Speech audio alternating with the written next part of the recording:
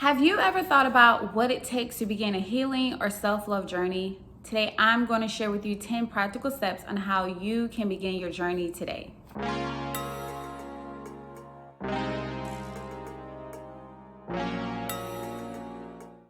Hi, I'm Missy. Welcome to Healing for Brown Girls, where we have conversations about healing for women.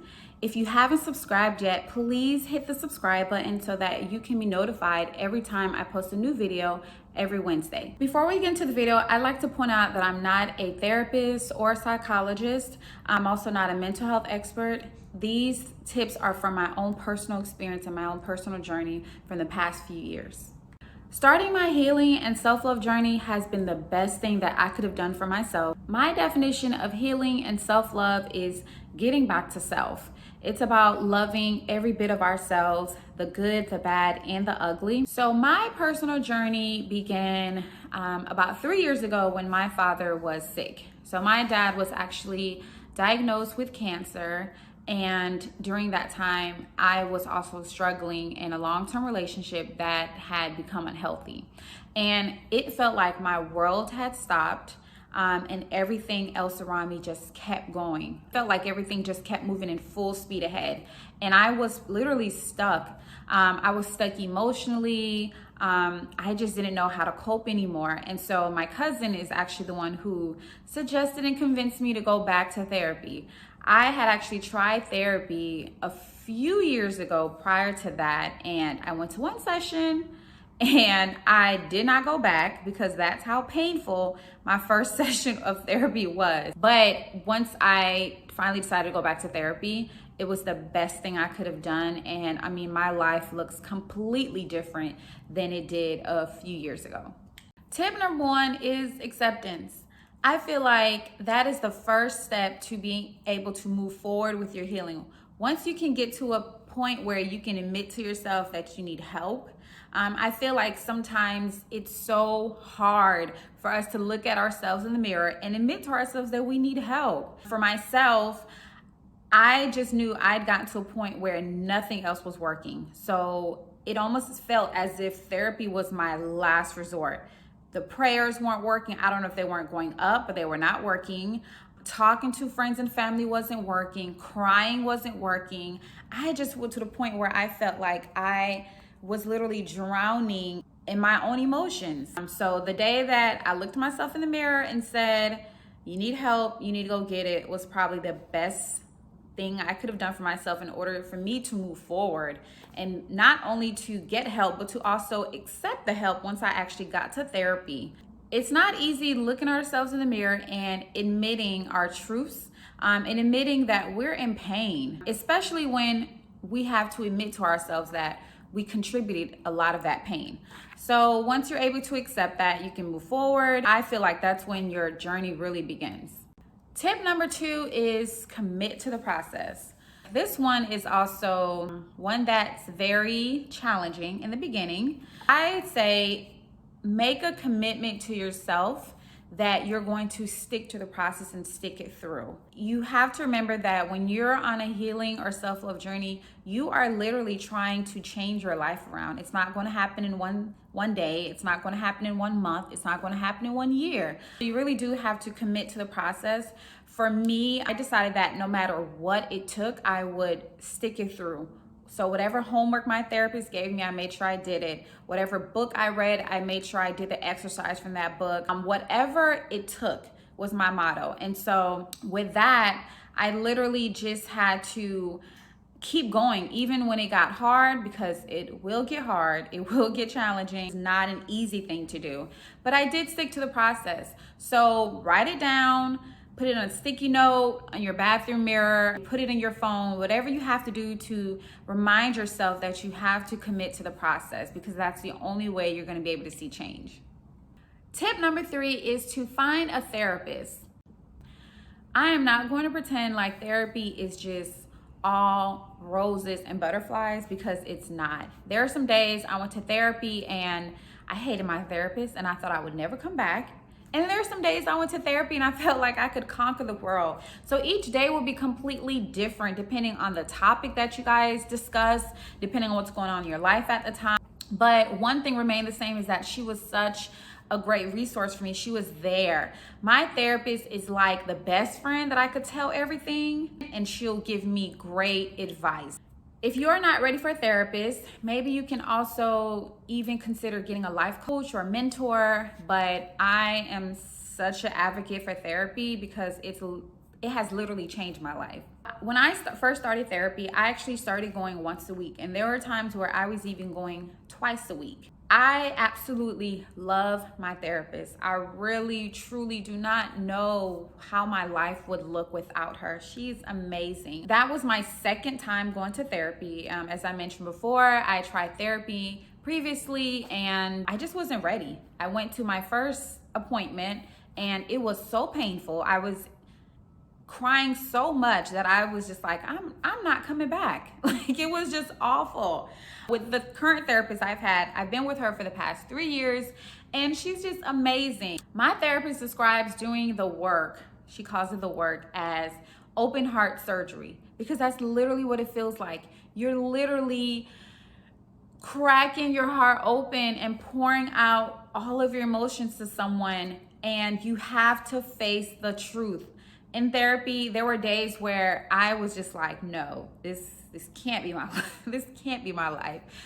Because you have to be honest with yourself. It's just you and the other person, and they're there to guide you, support you, but they're also there to hold you accountable. So yes, there were days where we talked about things that I was not ready for the truth, or I maybe had an epiphany during therapy. So you really just never know. And also, the misconception about therapy is that you only go when life is bad. To this day, even though I'm just in a much better place and my life looks completely different, I still go to therapy. Now, I don't go once a week like I used to. Now I go every 2 to 3 weeks. But if something would happen in my life, or if life changes and I need her more, then I would go more. Now I gauge it based on what's going on in my life. But regardless, my therapist is a big part of my healing journey. And I've learned so much about self-love from her and just how to move forward in life. And also, as I mentioned, I do have a life coach and a spiritual coach as well. Those two women have just been a huge part of my journey. And again, I really don't know where my life would be without therapy. So I'm such a huge advocate for therapy. If you have the opportunity, you should definitely go. If you're not sure about it, you should still go, give it a try, because you never know. You really never truly know what you'll get out of it. I did not think I would be with my therapy 3 years later, and I still go. I still show up. Even now, she still gives me homework. I still do it. I don't feel like I'll ever stop going to therapy. I feel like now it's just a part of my life. If you would like a video on how to maybe you can find a therapist, or the resources, or maybe what to look for, drop down in the comments and I'll also make a video about that as well. Tip number 4 is journaling. I highly suggest you get a journal if you don't have one already. So journaling, I love it because it actually allows you to be still. So when I journal, I turn off everything, my phone, music, and I just literally listen to myself. I go within, I pay attention to how I'm feeling and what I have going on. The way I typically start my journal entries is at the top, I'll write the word that I'm feeling at the moment. So if I'm sad, if I'm happy, if I'm indifferent that day, whatever feeling I have, I start my journal entry with that, and that kind of guides my journal entry. Sometimes I'll journal and I may have mixed emotions, and I'll write that too. It really just depends on how you want to approach the journaling, but regardless, it's a great tool for you to be able to just sit with yourself. From day to day, we have so much going on, and we rarely just get to sit and go within and listen to ourselves, pay attention to how we're feeling. Sometimes I open my journal and I get to writing and I'm like, oh gosh, I didn't realize I was feeling this way, or I didn't realize I felt like this about something. And it's your own personal diary. In my opinion, there's no rules to journaling. I love to be I love to be in nature, so sometimes I'll go to the park and just journal. Sometimes if I'm traveling, I'll take my journal on the plane. Wherever you are, whatever you want to do with it, it's really up to you. And it's your journal, it's your thoughts, so you decide on how you want to experience journaling. But if you're unsure, if you don't know how or what to do to begin journaling, I would suggest starting with writing a letter to yourself. Write about the things that you love, write about the things that you dislike about yourself. And I find that once you actually write things about yourself, you start to have certain thoughts.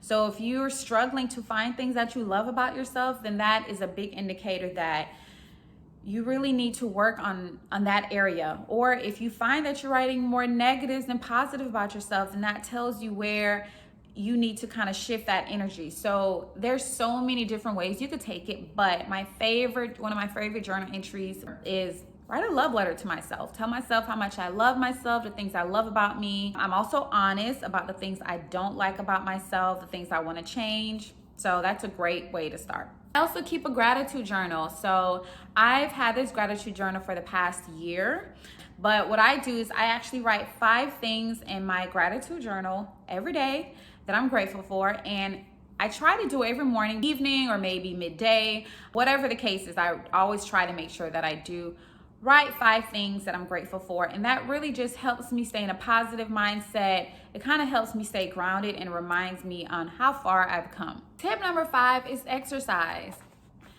Once you're on your journey, you will find that you will have so many different emotions. You will experience so many different emotions, and it's really good to be able to have an outlet for these emotions. I would suggest finding at least one physical activity that you can commit to, that you enjoy doing. And it could be anything from riding a bike to walking in the park to walking around your neighborhood. So for me, I love doing Orange Theory Fitness. I also go to dance classes every week as well. So I'm always pretty active. Tip number 6 is read books. I actually find that our greatest teachers are in books. I love reading. I've always loved to read, so it's nothing for me to pick up a book and read it. I do my best to read 1 book a month. That doesn't always happen, but I would suggest finding a book in a certain topic that you're struggling. So if you're struggling with childhood trauma, if you're struggling with relationships, if you're struggling with personal development, whatever it is that you're struggling, I am almost certain that there is a book out there that can help you. When I first started my journey, I received a lot of book recommendations from my coach and also my therapist. And so every book that they recommended, I read it. I guarantee that any topic that you want to learn more about or that you're struggling, you can find a book. If you're someone who doesn't like to read, you can also listen to podcasts. I mean, these days there's so many different podcasts, even here on YouTube. I think that we all benefit from finding a mentor or finding someone who can help us along the way and also maybe even help us stay accountable. Tip number 7, make a change to your immediate environment. I suggest to declutter your space. If it's a relationship that you have to leave, I suggest to leave that relationship. Whatever change that you need to make around your environment to be able to help you stay focused and stay on track, I suggest that you do it. As you're going through this journey, things are just gonna be so different. Your perspective on things, the things that you enjoy, they're just gonna look different. And I, for myself, feel like whenever my space is cluttered or whenever I just have things just hanging around that I no longer need or use, it kind of takes up my space energetically. I really highly suggest that you make a change. Also, I think that also kind of makes us feel good, like kind of just a reward for yourself, and makes it appear at least that you're moving forward and that you're actually making a change. And I think sometimes it does take ourselves to see a change on the outside before we can even notice a change on the inside.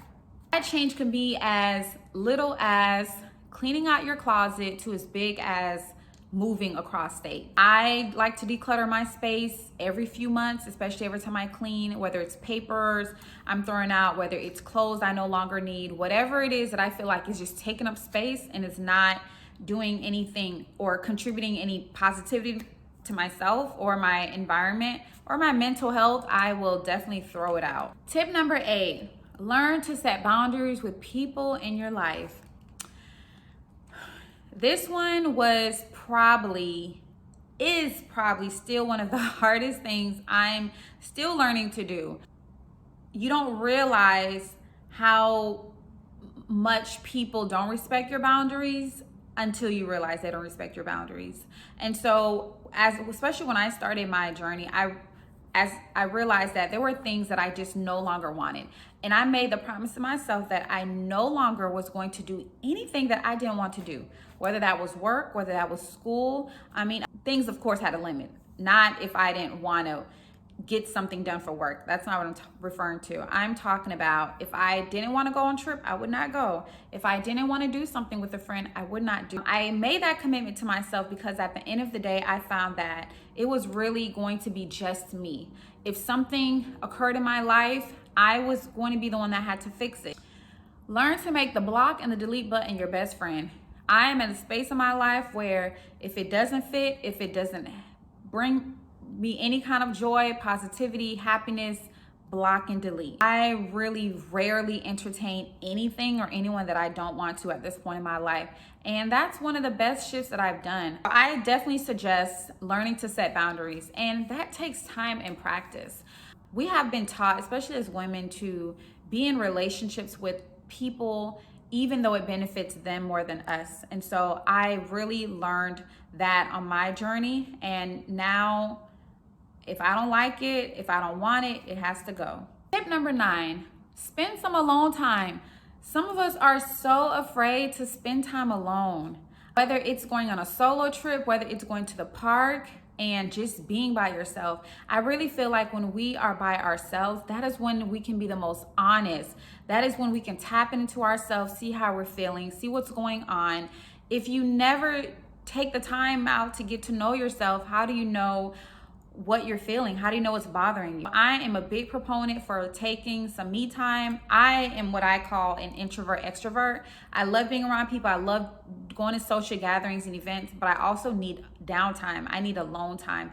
I love being by myself, and I find that as I get older, I like it even more. I really love solo traveling because it just allows me to be able to get out of my shell, to be able to experience things. And sometimes when you go on trips with other people, you may not be able to experience everything because everyone in that group doesn't want to do that particular thing. So I found that solo traveling just allows me to experience and do things that maybe no one else would want. The last tip is tip number 10.